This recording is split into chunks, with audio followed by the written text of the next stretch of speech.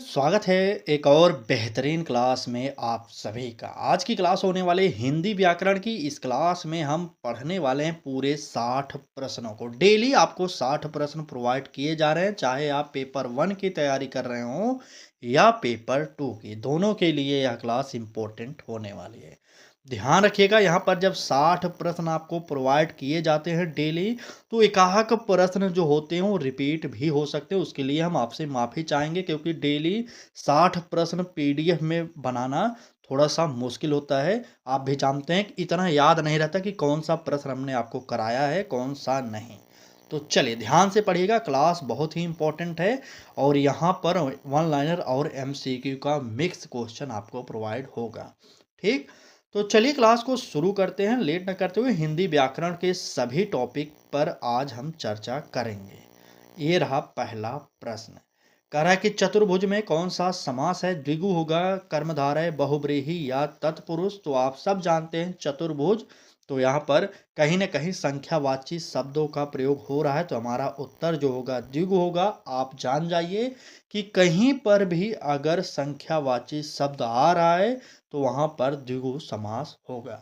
ए वाला ऑप्शन सही हो जाएगा। ठीक, चलिए आगे आइए, देखते हैं अगला प्रश्न क्या कह रहा है।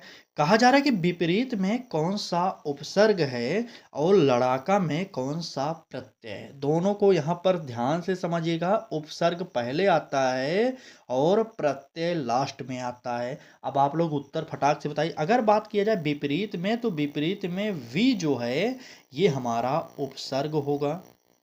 ठीक, और लड़ाका शब्द जो है ये आ का प्रत्यय हो जाएगा। ये आप जान जाइए। तो यहाँ पर देख रहे हैं, पहले जो आया उसे उपसर्ग कहते हैं, जो अंतिम में आ रहा है उसे हम प्रत्यय कहते हैं। उसके बाद नेक्स्ट प्रश्न देख लीजिए क्या कह रहा है। अधोगति में कौन सा उपसर्ग है? अध होगा, अधा होगा, अधो होगा या आ होगा? इसमें फटाक से बता दीजिए। तो बात अगर अधोगति की जाएगी तो अधो जो है ये उपसर्ग होगा, सी वाला ऑप्शन। चलिए नेक्स्ट देखिए। नाक में नकेल डालना मुहावरे का अर्थ क्या है? अगर बात नकेल डालने की जा रही तो बताइए फटाक से। बिल्कुल, नाक में नकेल डालना यानी कि काबू में करना। काबू में करना, इसको लिखिए। नेक्स्ट देखिए, पुत्री का पुल्लिंग क्या होता है? अगर आपसे ये पूछा जा रहा है तो पुत्री का पुल्लिंग जो होगा वो हो जाएगा पुत्र। इसको आप लोग नोट कर लीजिए। ठीक, तो चलिए देखते हैं अगला प्रश्न क्या कर रहा है। देखिए हमारा सिंपल सा फंडा यही है कि समय वेस्ट आपका ना हो, कम समय में अधिक प्रश्न प्रोवाइड किए जाए, क्योंकि जितना अधिक आप प्रैक्टिस सेट हल कर रहे हैं उतना ही आपका स्कोर अच्छा होता चला जाएगा। यकीन मानिए, यूपी टेट फैक्ट पर प्रश्न पूछता है, पेडागोजिकल प्रश्न बहुत कम पूछे जाते हैं।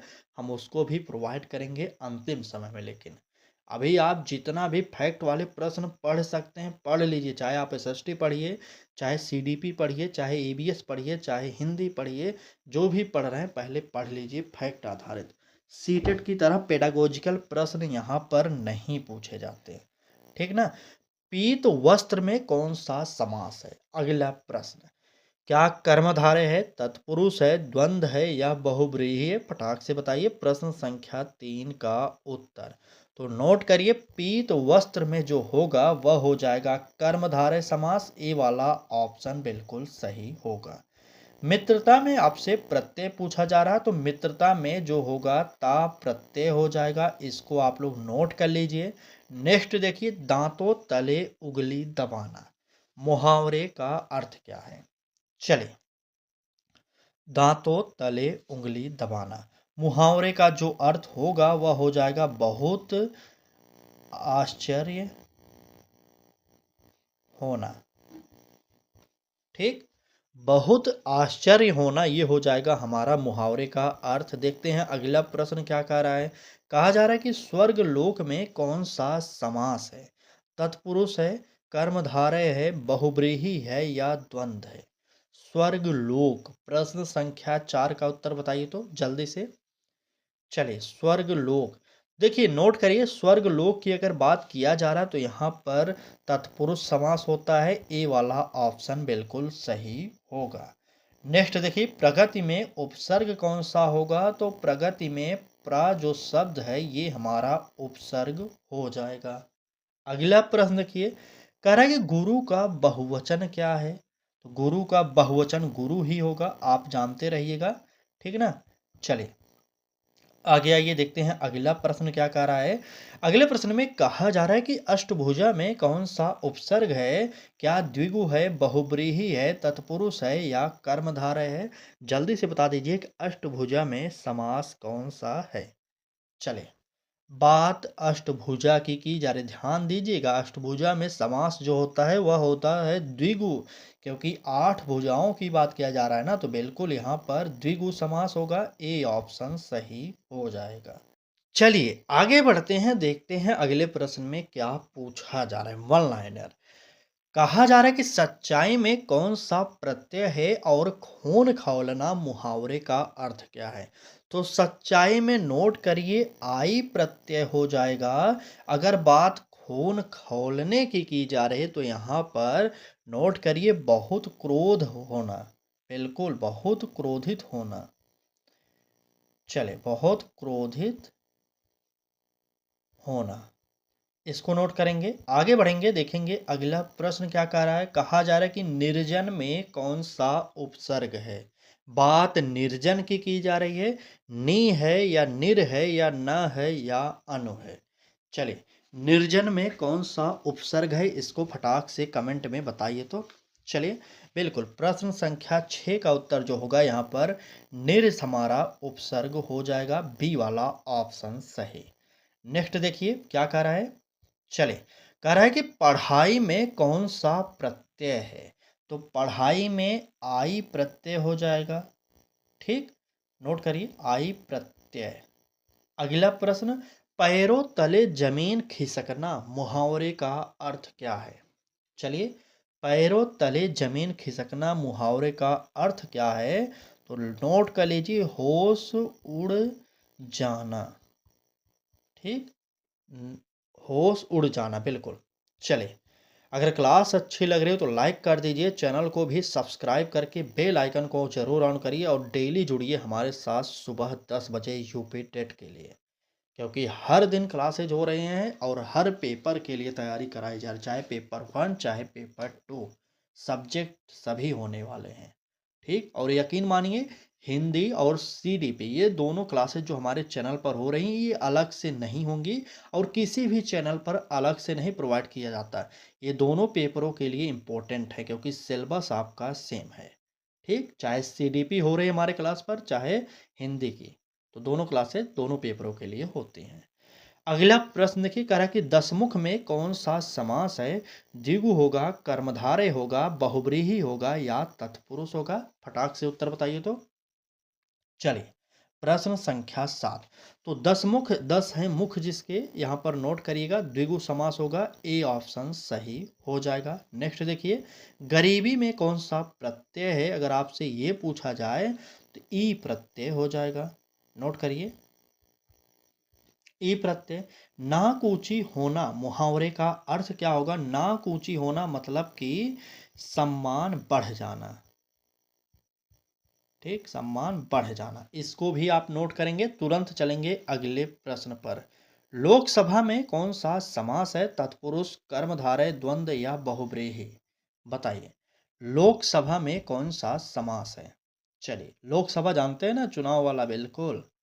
प्रश्न संख्या 8, लोकसभा, लोक के लिए सभा या लोक का सभा, जो भी आप समझिए। ए ऑप्शन मारिए टिक। उत्तर प्रदेश वालों जल्दी से टिक करो आप लोग, क्योंकि इस बार आपके लिए यह यूपी टेट बहुत ही खास होने वाला है। ठीक ना, बिल्कुल। अदर राज्य वाले भी दे सकते हैं, ऐसी कोई बात नहीं है। चलिए आगे बढ़िए, देखते हैं अगला प्रश्न क्या कर रहा है। असत्य में कौन सा उपसर्ग है? तो असत्य में आ उपसर्ग होगा। आ धन सत्य। ठीक, तो यहाँ पर सत्य में आ उपसर्ग है, इसको आप लोग नोट करिए। बाल का बहुवचन क्या होगा? अगर आपसे ये पूछा जाए तब आप क्या बताएंगे? बाल का बहुवचन। चलिए, ये तो प्रश्न थोड़ा सा विवादित हो सकता है, ठीक ना। चलिए बताइए, प्रश्न संख्या उत्तर, बाल का बहुवचन क्या होगा? बाल का बहुवचन, यहाँ पर 1 मिनट, क्या बोल रहे हैं आप लोग?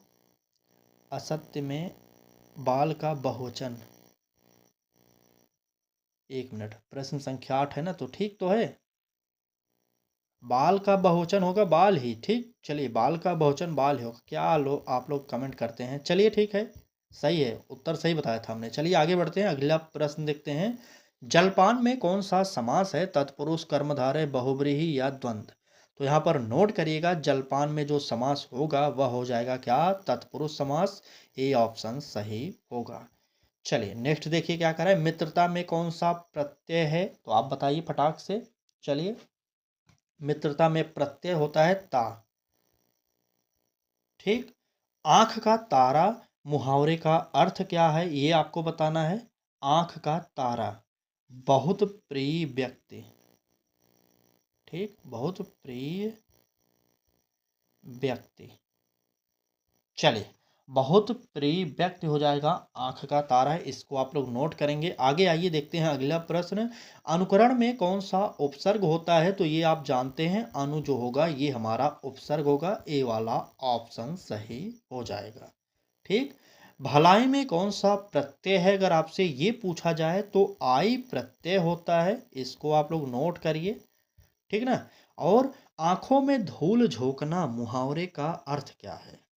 बताइए तो।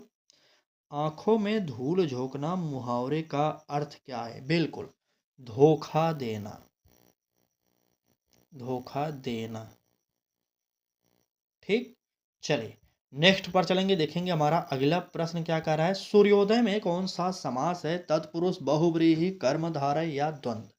बात सूर्योदय की जा रही है। प्रश्न संख्या 11 का उत्तर क्या होगा? बताइए सभी लोग।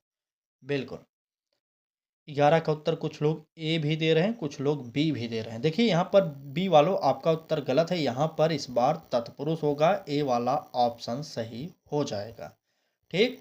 सज्जनता में कौन सा प्रत्यय है? अगर आपसे ये पूछा जाए तो ता प्रत्यय हो जाएगा, बिल्कुल। लड़की का अगर आपसे पुल्लिंग पूछा जाएगा तो लड़का हो जाएगा, इसको भी आप लोग नोट करेंगे। और नेक्स्ट पर चलेंगे, अगला प्रश्न देखेंगे क्या कह रहा है। देखिए, ऐसा मत सोचिएगा कि हमें अभी तो पेपर नहीं देना, अभी नहीं पढ़ाई करना। भाई साहब, पढ़ाई करते रहिए, पेपर तो होगा, यकीन मानिए, ठीक। चलिए, और यहाँ पर सिर्फ पॉइंट टू पॉइंट बात किया जा रहा है। लगभग 25 से 30 मिनट का समय डेली आप हमारे लिए रख लीजिए, क्योंकि हमारी क्लास आपके पेपर के लिए ब्रह्मास्त्र होने वाले हैं। आप ही सोचिए, अगर आपको डेली 60 प्रश्न प्रोवाइड किए जाएं हिंदी के, सीडीपी के, और बताइए ईबीएस के या एसएसटी के, तो बताइए आपको क्या लगेगा? बताइए, अच्छा लगेगा ना? बिल्कुल लगेगा, क्योंकि 25 मिनट में अगर कोई आपको 60 प्रश्न प्रोवाइड कर रहा है डेली, तो 10 दिन का हिसाब लगाइए, 600 प्रश्न 10 दिन में करा रहा है प्रैक्टिस सेट कोई भी, तो यहाँ से तो लाभ मिलने वाला है। और आप भी जानते हैं कि किसी भी परीक्षा को पास करने का सबसे सटीक जो मंत्र है वो होता है अधिक से अधिक प्रश्नों से परिचित होना, बिल्कुल। चलिए, बाकी आपकी इच्छा है, आप स्वतंत्र हैं। महादेव में कौन सा समास होगा? अगर आपसे ये प्रश्न पूछा जाए तो उत्तर कर्मधारय बताइएगा, बिल्कुल ए वाला ऑप्शन सही होगा, ठीक। अधिकार में उपसर्ग कौन सा है? और नदी का पुल्लिंग क्या होता है? नदी शब्द आपको पता होगा स्त्रीलिंग शब्द है, ठीक। चलिए, अगर बात नदी की जाएगी तो नदी का पुल्लिंग जो होगा नद हो जाएगा। अधिकार में उपसर्ग की बात किया जा रहा था तो अधि उपसर्ग हो जाएगा, इसको भी आप लोग नोट करेंगे। चलें आगे बढ़ते हैं, देखते हैं अगला प्रश्न। चलिए, कह रहा है कि जगन्नाथ में कौन सा समास है? तत्पुरुष है, बहुव्रीहि है, कर्मधारय है या द्वंद्व है? जगन्नाथ में कौन सा समास है? प्रश्न संख्या 13। तो बात करेंगे इस प्रश्न के उत्तर की, तो उत्तर बिल्कुल सही। यहाँ पर जगन्नाथ यानी जगत के नाथ है ना, तो तत्पुरुष हो जाएगा। ए वाला ऑप्शन सही होगा। दयालु में प्रत्यय बताना है तो आलू प्रत्यय हो जाएगा। बड़ी यू मत लगाइए भाई साहब, नहीं तो आलू खाने वाला आलू हो जाएगा, ठीक ना। अगला प्रश्न, नाक कटना मुहावरे का अर्थ क्या है? गांव में सब कहते हैं, गांव में भी क्या शहरों में कहते हैं ना, कोई लड़का अगर बदमाशी करता है तो सब कहते हैं ना, वो अपने बाप का नाक कटा दिए है, यानी बिल्कुल, यानी अपमान होना, बिल्कुल। अपमान होना। चलिए, आइए बात करते हैं अगले प्रश्न की। कहा जा रहा है कि रात्रि भोज में कौन सा समास है? तत्पुरुष है, कर्मधारय है, बहुव्रीहि है या द्वंद्व है? बात रात्रि भोज की जा रही है, तो यहाँ पर हमारा उत्तर जो होगा बिल्कुल तत्पुरुष होगा, यानी कि रात्रि के लिए भोज, ए ऑप्शन सही हो जाएगा। ठीक। वन लाइनर देखिए क्या कह रहा है, अन्याय में कौन सा उपसर्ग है? चलिए, अन्याय में उपसर्ग, तो अ प्लस क्या बनता है? न्याय। तो उपसर्ग आप लोग कमेंट करिए तो एक बार। चलिए, अ प्लस न्याय, इसमें से उपसर्ग कौन सा है? हमने उत्तर लिख दिया, आपको बताना है उपसर्ग यहाँ पर क्या है। चलिए देखते हैं कितने लोग सही उत्तर बताते हैं। लड़का का स्त्रीलिंग क्या होगा? अगर आपसे ये पूछा जाए तो लड़का का स्त्रीलिंग लड़की हो जाएगा। और हमने यहाँ पर अन्याय का जो आपको लिखा है संधि विच्छेद करके, इसमें से बताना है कौन से उपसर्ग है वहां पर। चलिए नेक्स्ट प्रश्न देखिए, कह रहा है कि महापुरुष में कौन सा समास है? तो महापुरुष, कर्मधारय, बहुव्रीहि, तत्पुरुष, द्वंद्व, इसमें से किसमें हो जाएगा उत्तर? बताइए। बिल्कुल, महापुरुष, महान है जो पुरुष भाई साहब, उसका उत्तर कर्मधारय को करिए, ए ऑप्शन सही होगा हमारा। आगे बढ़िए, बुराई में कौन सा प्रत्यय है? अगर आपसे ये पूछा जाए तो आई प्रत्यय होता है, इसको नोट करिए। दाल में काला होना, दाल में काला होना मुहावरे का अर्थ क्या है?